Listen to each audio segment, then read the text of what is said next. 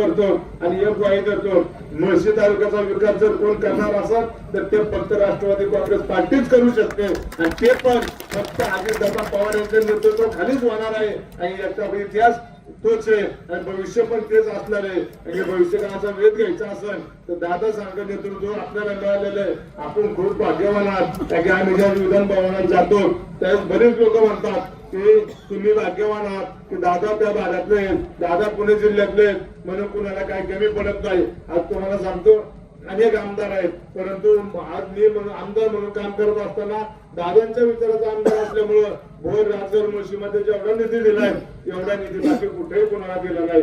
DPDC जरी record पच्चेत केलं तर जास्त निधी आपल्याला दिलेला आहे. कधी कधी आम्ही नाव बदलून सुद्धा निधी घेतो कारण की शेवट चर्चा होती की लोक म्हणतात बाकी आमदारांना निधी नाही आणि ह्याच आमदारांना एवढा निधी काय मिळतो कारण की शेवट दादांना जाणीव आहे.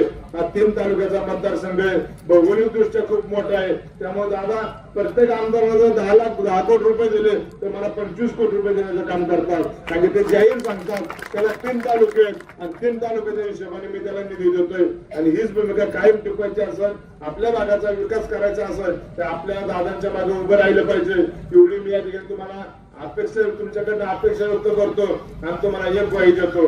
मुळशी तालुक्यात कुठल्याही गावात वाडी वस्ती तुम्ही पाहिले वर्षभरामध्ये अनेक विकास कामं होती जी वर्षानुवर्षे पेंडिंग होती ती करण्याचं आम्ही या ठिकाणी काम केलंय.